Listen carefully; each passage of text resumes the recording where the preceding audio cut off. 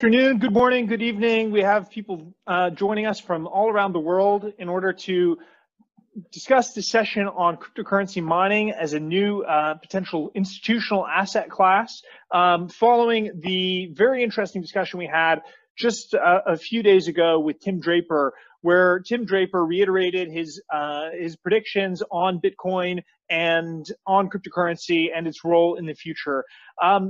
During our discussion with Tim, we highlighted some of the benefits of cryptocurrency mining, the fact that it's one of the ways that institutional and sophisticated investors have gotten exposure to this asset class with limited downside, but with a tremendous upside. We have the distinct pleasure of being joined by one of the most sophisticated institutional crypto mining organizations in the world, being led by a industry veteran, my dear friend and respected colleague, Manmeet Singh. I'm so excited to, again, share with such an interesting and illustrious group dialing in from around the world about this interesting topic. Please remember there is an open Q&A. We are taking questions from people all over, so please ask your questions. We will be addressing as many as we can during the seminar. I have a ton of questions to be asking the KryptoVault team in order to again help us understand what this block happening means, the effect that that's going to have on cryptocurrency miners, why cryptocurrency miners are a resilient and institutional way of investing in this asset class, what the difference is between different types of mining, and so on and so forth. So I'm really excited to open up the discussion. I'd like to, again, without any further ado, hand over to Manmeet, who has an incredible background and experience. I think he has been one of the industry leaders in cryptocurrency, in Bitcoin mining, and is one of the most sophisticated investors and principals that I've had the pleasure of dealing with in this asset class. So, Manmeet, if you could please tell us a little bit more about cryptocurrency and Bitcoin mining, and what we're here to discuss today about this particular opportunity, as well as mining in general. Sure. Hi, good evening, everybody. And Zach, thank you very much for the invite and the opportunity to speak. Really happy to be here. So yeah, look, what's crypto mining all about? It's ultimately about participating in the network and securing of the network using your facilities. In this case, we're talking about proof of work mining, and more specifically, Bitcoin mining. So that is performed by actually having these specialized machines called ASICs running in these large data centers all over the world that are performing a specific algorithm, the SHA-256 algorithm. And all these machines are effectively competing to solve a specific mathematical problem that's built into this algorithm. And the ones that successfully solve that next calculation, that next mathematical problem, are the ones that are, that sort of win or earn the right to create the next block, effectively, to put it in very simple terms. And in return, they are rewarded with a certain number of Bitcoins. All of this is built into the algorithm itself. That's the genius of Satoshi coming into this entire construct. And as you mentioned, the mining, well, yeah, the halvening, which just happened several hours ago, early this morning for me. Now it's evening here in Singapore. That means that any miner, any entity that solves the next problem earns now 6.25 Bitcoins. It's a major milestone in the development of the Bitcoin protocol and so on. This is the third time that this has happened in its history, and was celebrated all last night across various media channels and so on and so forth. But to me now, why this is such an important space, because if you have a fundamental belief in blockchain, and in turn cryptocurrencies and this sort of peer-to-peer payment network that Bitcoin is all about, which maybe today for some that narrative has evolved beyond just a peer-to-peer payment network to some sort of a store of value coin or asset class, or for others it's even more a speculative medium or asset and so on.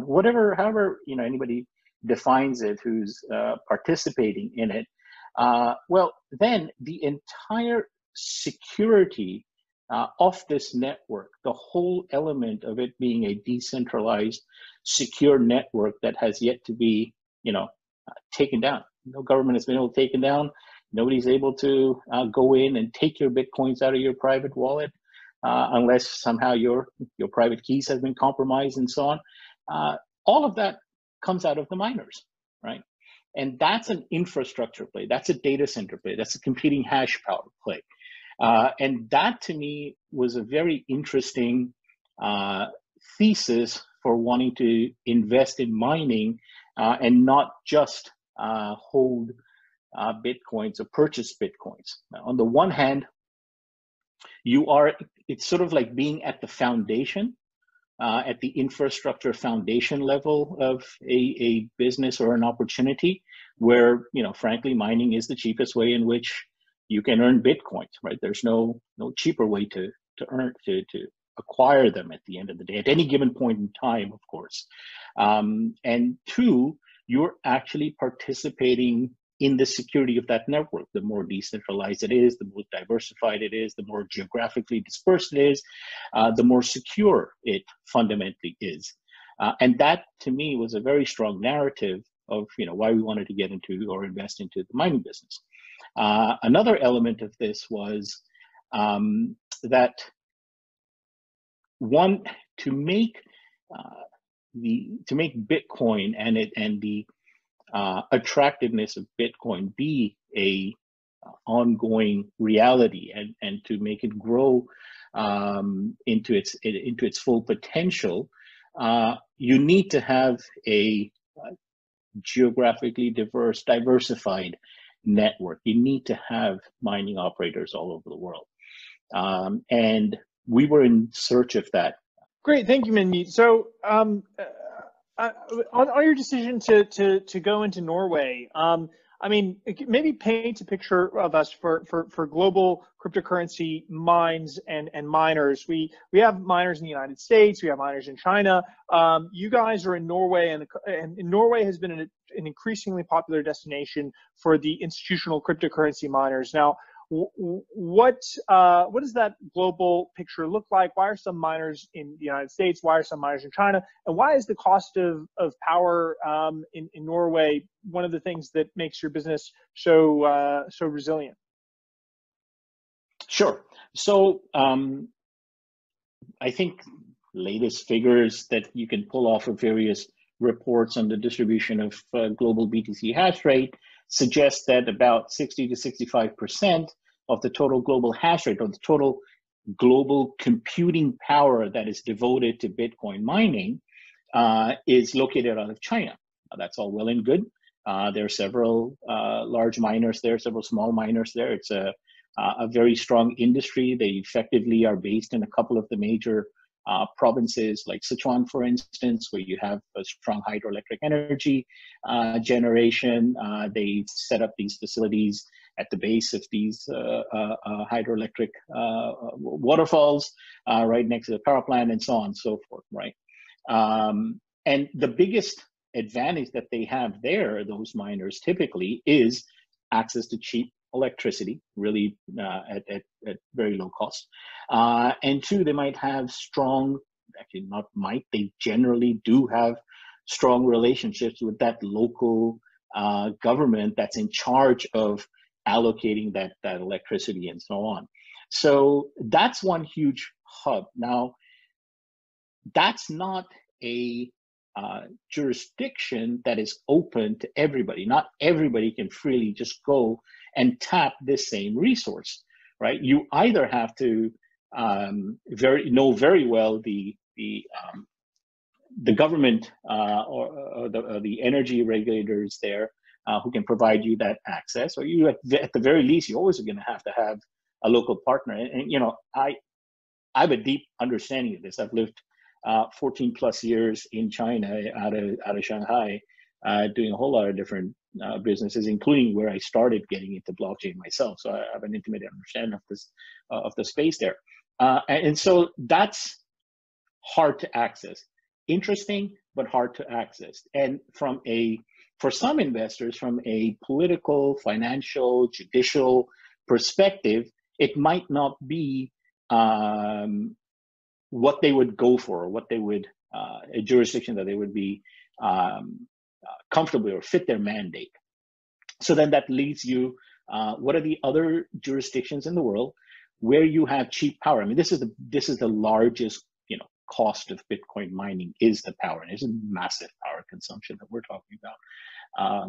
So most miners then go and find where the cheapest power is, and oftentimes the cheapest power comes in places like you know, Eastern Europe, the Baltics, or Siberia, and so on, which have their own pros and cons surrounding it, right? And everybody can make their own judgment around that. Iran came up to be a very large center for mining as well, because they have access to cheap energy and so on. Some of the challenges there, and I'm not going to talk about the sort of political and judicial challenges, or even financial market challenges and access to capital and so on there. Even if you take all of that out of the picture, a lot of the challenge there is that you are almost always dependent on a single energy source. So there is a specific power plant or specific energy source that you are procuring the electricity from. So that's now a point of failure in your business model. Then other jurisdictions that people gravitated towards, places in the US, for instance, or in Canada. Again, now there, maybe from a political, financial market, judicial perspective, and so on, those are, you know, top-notch places to be in, but you still often carry the same risk of having link or having your power coming in typically from a single energy source. And if you needed to have redundancy built in, that added cost into your entire financial model. And the third element was that sometimes with the regulations and the taxation laws and so on there, you have this scenario where one day it's great, and at some point suddenly some taxes go up and some regulation comes in and makes it difficult for miners to operate. And so you've had cases where miners have had to shut down their operations or slow them down and sort of, you know, go back and lobby and try and resolve things and so on and so forth. So there's that risk. None of that existed in Norway for us. So that's why we gravitated there. Well, thank you, Manmeet. There's a Q&A session that's going to be coming up. Again, I just couldn't help myself. I wanted to throw that question out there. So you've invested in KryptoVault. We have Kjetil here, who's the founder of KryptoVault and has been building the company since its advent in 2017. And Kjetil, can you before you present on the points that you wanted to cover, can you just paint a picture in our minds? What is a cryptocurrency mine? What does it look like? What are your facilities actually like? And walk us through a little bit. Please paint a picture in my mind, and then elaborate on. Of course, I know this, but for the benefit of the rest of the group, please, if you could paint that picture and then tell us a bit more. Yes. Hello, everyone, and thank you, Zach. So, to answer your question, I think our crypto mine, as one might call it, I would actually call it a full-fledged data center. It differs from the typical kind of mining operation, a mining center, in that it's built to last. It's built for flexibility and for being more than just a crypto mine. So when we started constructing our facilities, we brought in some of the leading industry experts from the data center industry, people with 15, 20 years of experience from the traditional industry, we've been building it with the flexibility and the to be future-proof, basically. So for us, the way that it stands apart from a traditional data center is how we cool it. But the infrastructure, the facility itself, all of the different hardware installations are actually data center grade equipment. And part of my presentation is to actually show you some pictures from our facilities. So we have 2 of them. That will actually be something I will elaborate on further into the presentation. Our facility in a place called Hønefoss. So this data center has a maximum capacity of 40 megawatts. By all accounts, it is the largest measured in power capacity in Norway. So you can clearly see the scale of it here. And these are all real pictures from our site. I don't personally think that the pictures do the facility justice. It's one thing to see the pictures. It's a different thing to be physically present in those sites. It's a grandiose feeling. As you can see on the next slide, these pictures are from our other facility, which is located in a place called Dale, different side of the country. And this standard, as I mentioned before, is just something else than what one would normally think of as a mining facility. Normally, these are built, purpose-built just to serve for a few years, to last just as long as the equipment inside. We built this in order for it to be future-proof, to expand on it, to reinvest, and to we built the company around them, so to speak.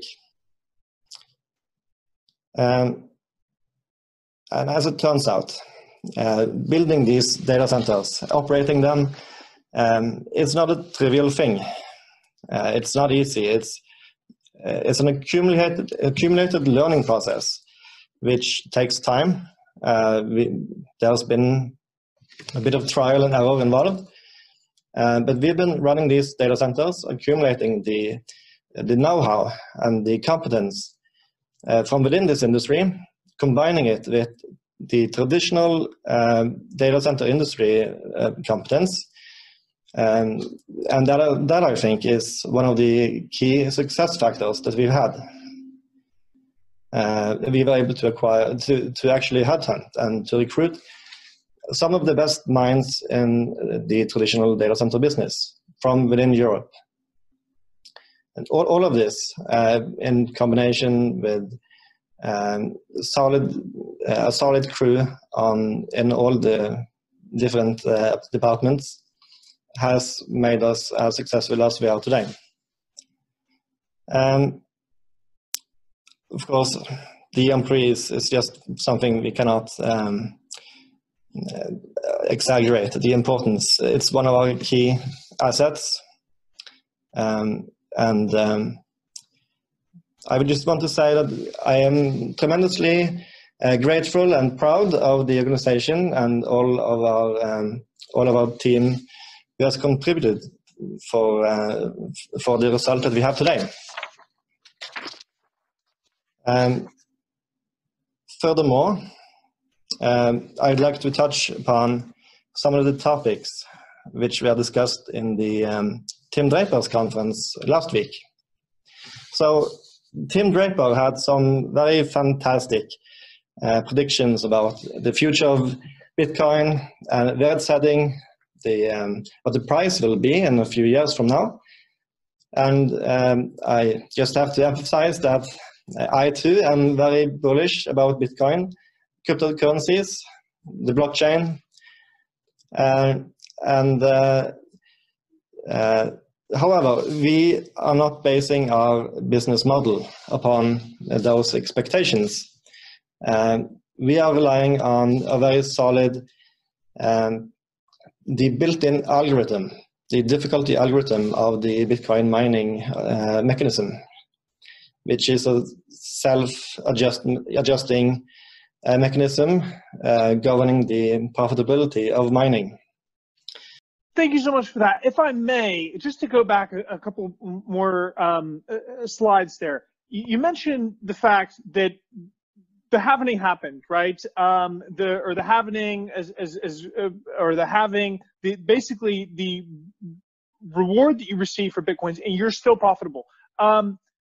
How does this work? And you highlighted and you touched upon the difficulty adjustment. This is something that I think is what made me realize and made me understand your numbers and how these mining operations that are able to operate at such low cost and at such an institutional scale as you've been able to, are able to not only maintain profitability, but are effectively insured to be profitable regardless of the price of Bitcoin, at least historically from what we've seen.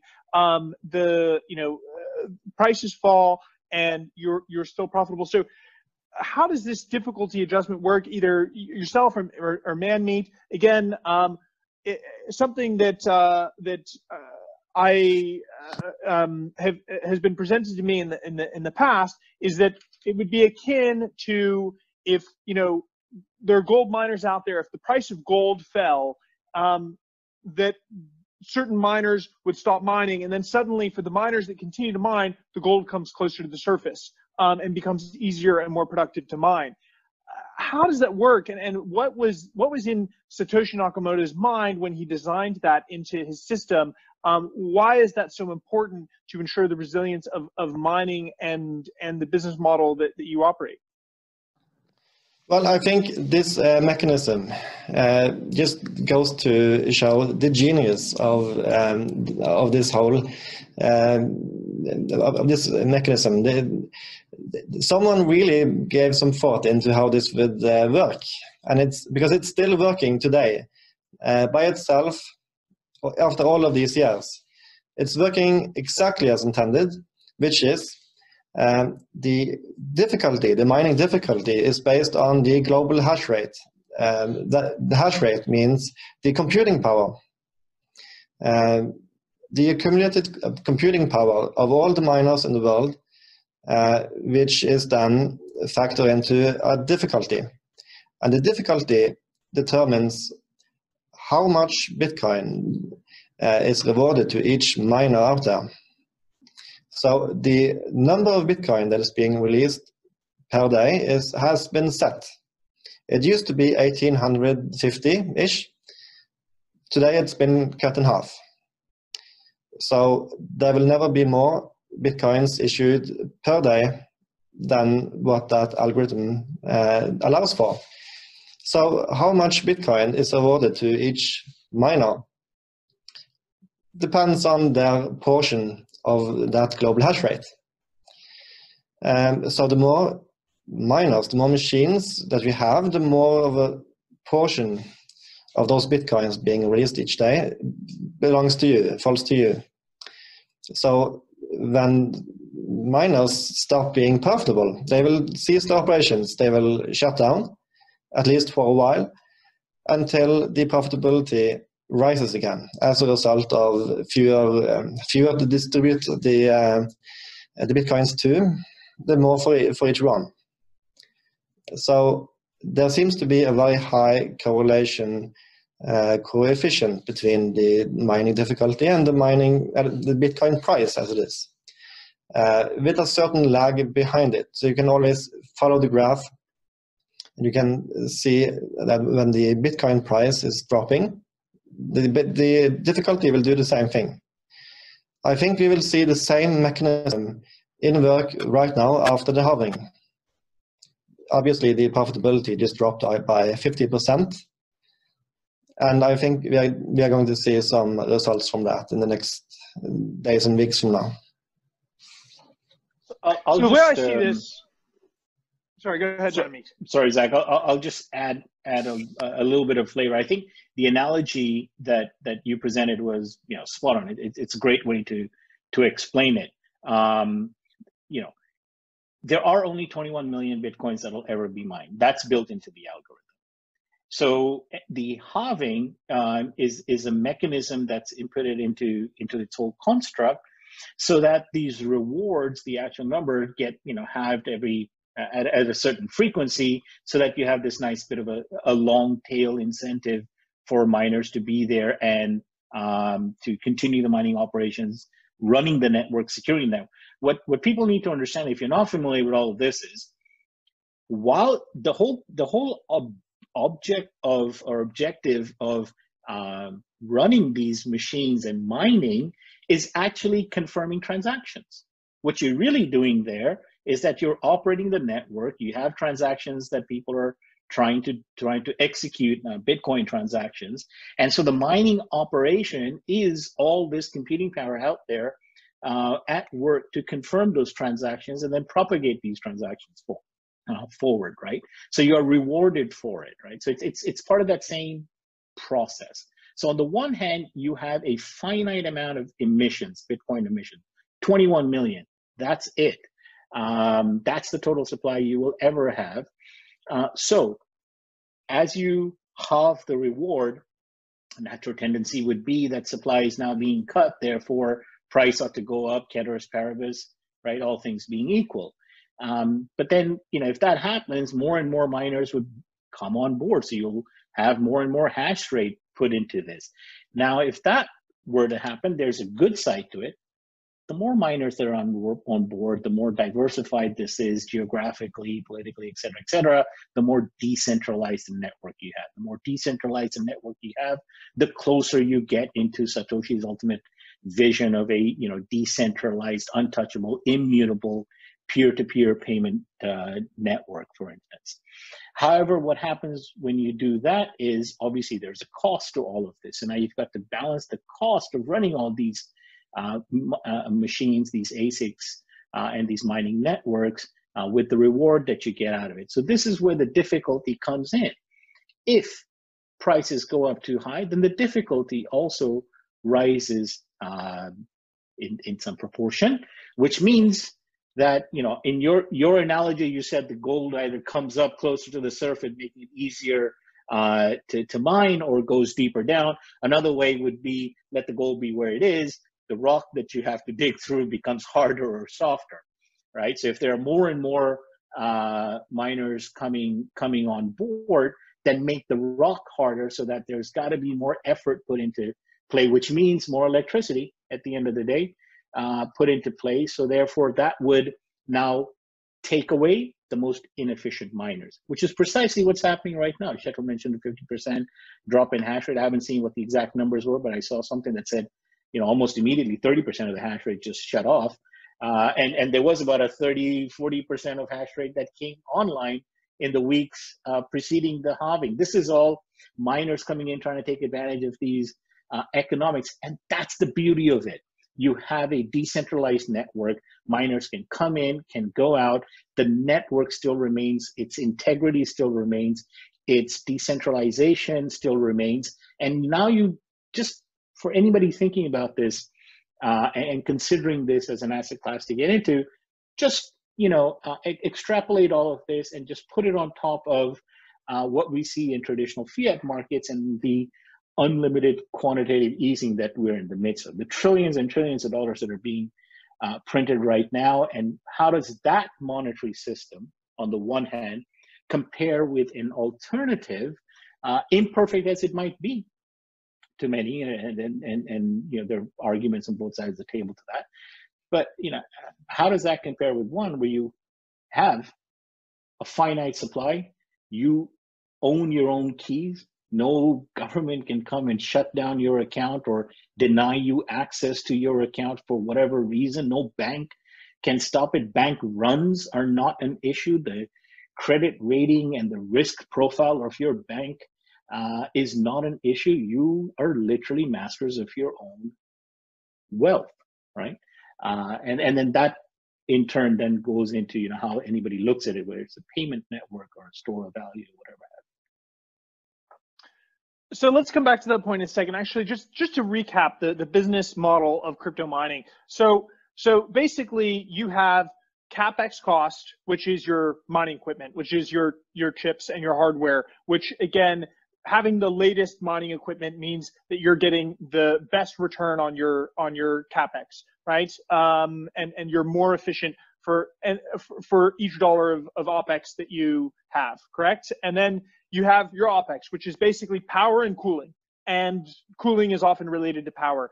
So for you, you have right now basically the lowest OPEX of your global operators. So, you know, in the oil world, you would be the equivalent of Kuwait in terms of having the lowest cost for OPEX and lifting costs for producing your Bitcoins, which makes you protected even when the price falls. Again, the key difference with the halvening is when the price or with the difficulty adjustment is that when the price falls, other miners drop out. Your market share actually increases dynamically, which is something that's unlike any other mining or commodity mining operation in the world. So this is something that is absolutely incredible. So not only are you like the Kuwait of the crypto mining sector in terms of having a low cost, but on top of that, when the price falls, your market share increases. So your profitability is actually protected even further than that. So is there anything else on the business model of Bitcoin mining that we need to understand? Your incomes are, again, from the rewards themselves and from verifying transactions. It's a pretty simple business model. So then continuing on your other point, and this is another question from Ravneet. Why is Bitcoin valuable? I always describe Bitcoin as digital gold, and it's touching upon the exact points that you touched upon. It is scarce. There will only ever be 21 million Bitcoins. It's valuable for the same reason that gold is scarce, but it has a lot of features that gold doesn't have. The fact that you can transfer it from one party to another effectively instantaneously, so using it as a transfer value, it's actually much more efficient than gold. No one can take it away from you. Again, no one, even if they storm your house, even if they take away your physical property, you can still own your Bitcoins with your keys. Are there any other points that you think that are important to highlight for somebody to understand why Bitcoin is valuable and what features it has that makes it similar to gold, what makes it different from gold that has demonstrated that value historically? Yeah, I think you've correctly hit upon the most important features here.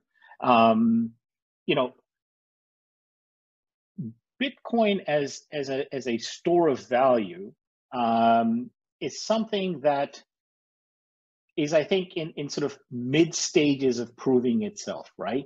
One of the expectations that the industry had, for instance, was in this current economic crisis, Bitcoin would not be affected. Bitcoin would not fall as much, and it would prove itself to be that store of value even beyond gold, for instance, which is where a lot of capital flight is taken. In the initial days, it didn't prove itself out that way, and there are a variety of reasons for that, and most of those reasons are actually of the speculative nature. But if you go a little deeper into the actual numbers, and if you actually go and analyze the wallets that have been what we call in the industry hodling, right? The ones that have been holding on to their Bitcoin assets or accumulating.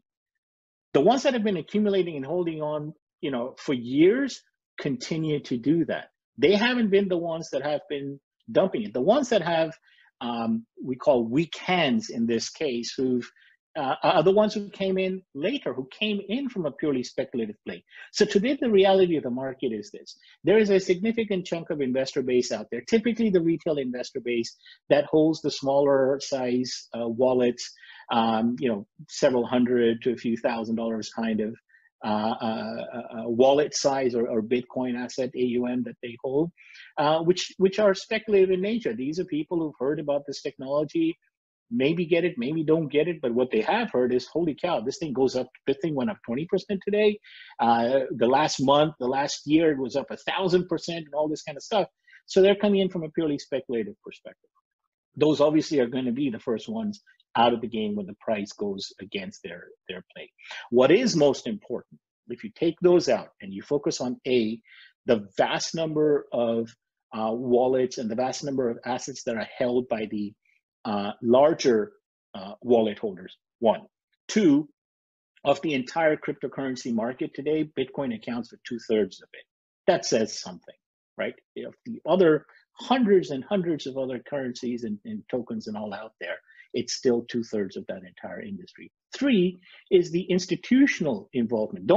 You don't have to trust me or listen to me of whether this is a payment token, a currency, you should go out and buy coffee with it, or it's a substitute for gold.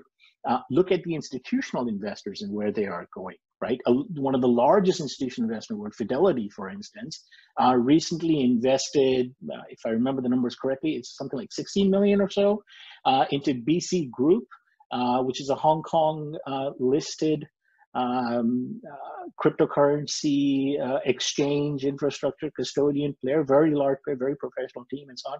And they invested 60 million into this. Now, you can sit and imagine that a regulated financial behemoth like Fidelity coming into this space precisely on cryptocurrencies, of which 2/3 are Bitcoin, and making an investment like that is no small feat. That means that it has passed muster with their sort of institutional regulated, auditable mindset, right? And their processes and their systems. Similarly, you have entities like, large funds like Grayscale, for instance, who have billions upon billions of AUM simply in funds that are effectively allowing regulated access to institutions to hold Bitcoin as an asset. The reason we haven't really had the level of institutional adoption that we had expected, say 3 years ago in the industry, the reason we haven't reached that today, on the one hand, is there is regulatory hurdles, right? In a lot of jurisdictions, they haven't properly classified cryptocurrencies, haven't defined whether what in the world is it? Is it a commodity? Is it a currency? Is it something else, right? It hasn't. Is it security? It hasn't really been classified. On the other hand, they haven't put the regulations in terms of then, how do you account for it? What are the accounting parameters for it? What are the custodial standards for this? What are the settlement mechanics, etc. So the entire financial sort of capital market infrastructure part of it in a lot of places haven't been clearly defined. Where you have seen them defined clearly in those jurisdictions, places like Japan, for instance, places like Hong Kong or Singapore, I believe where you are as well, in the Middle East and Dubai, you have those clarifications in those places. Or Switzerland, for instance, right? In these jurisdictions, you have then access to large institutional place that is just growing, and it will grow. In my expectation, it will grow exponentially now because, what other asset out there today gives an institutional investor the kind of promise that Bitcoin itself, for instance, gives you? It's immutable, it's safe, unless you lose your private keys, nobody can rip it away from you. And its value is based on fundamental economic principles that anybody can understand. It is not based on some government or regulator or central bank somewhere printing money, printer going brrr, just churning out trillions upon trillions of dollars and kicking the fiscal can down the road for this generation and future generations to pay the price for. We've gone through that cycle in traditional markets again and again. Every darn crisis we've gone through, it's the same solution that the large central banks and economies have come up with. Don't worry about solving it, just print cash, print and dump it, right? Do airdrops. Well, the cryptocurrency industry is very well aware of how to play with airdrops. But I think that's the compelling reason that a lot of institutionals come in, and that is going to drive a lot of the price action or value action in this space, however one interprets that. And it certainly has. I mean, just in recent days, Paul Tudor Jones publicly announced that he's taking an allocation in Bitcoin. Yesterday, I was on with Mark Mobius. I mean, these guys are old school, right? And these old school players are looking at the world printing money and are thinking, you know what? There's merit in putting some money into Bitcoin as a way of storing and transferring value. And for me, it's not just the potential store of value that Bitcoin has, but something that makes where Bitcoin is unique from any other asset in the world is the ability to transfer value, so effectively. And a dear friend of mine actually demonstrated this with an experiment. So he has a company, a conglomerate that operates all over the world. And what he did was he decided as an experiment, he had his company had bank accounts in 14 different countries. What he decided to do was just within his own company, moving money from one country to another over 14 different countries. And I think it was a small amount, took like $100,000. So it was nothing that was going to flag with the banks. And he's moving it from his own company to his own company. He's not paying it to someone else. He's not really transferring it.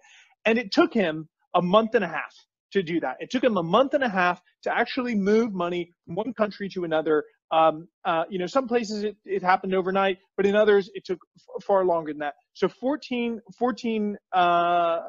countries, a month and a half, and that's within your own company. Whereas doing that same transaction with Bitcoin would take what? 14 times 10, right? So it would take about 2 hours and 20 minutes, right? 2 hours and 20 minutes to move that same amount of, and when you look at the fees, again, the fees are negligible compared to the cost of doing that. So the cost is not just the money, but it's also the time. So there's no more efficient way of transferring value from one place to another that I've been aware of than Bitcoin. There is, certainly volatility in it, but how much volatility are you going to experience over 2 hours and 20 minutes versus the guaranteed expenses that you have when a transfer like that takes you 14 months now, or a month and a half. So this to me was something that was a really interesting demonstration of the unique power of Bitcoin, and one of the reasons that we remain interested and committed to the asset class. Now, we as investors, we came into crypto early, and we were buying Bitcoins and other cryptocurrencies. I actually bought my first Bitcoin in 2011. So yeah, I came in relatively early. I actually lost those Bitcoins, unfortunately, back sometime in 2011, 2012, because it wasn't a huge amount. It was like 10 Bitcoins at that time. It was like $60 or $80 or something. So unfortunately, those Bitcoins are sitting somewhere. Quick point, you mentioned cooling as a cost. So yeah, that was one of the reasons we love Norway. All our sites and all our future sites and all, no cooling costs. We have something like 6 degrees centigrade average temperature.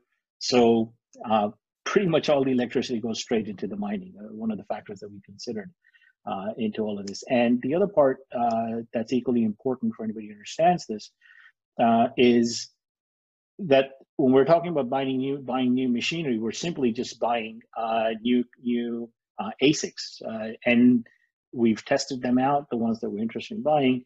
Literally, it's a matter of pulling out the existing ASICs and the computer and sticking in the new one. The rest of the infrastructure is all done. All the hard work of building out such a large data center and operationalizing it all has all been done. Now it's simply plugging out, plugging in, and vastly increasing the economics of the business.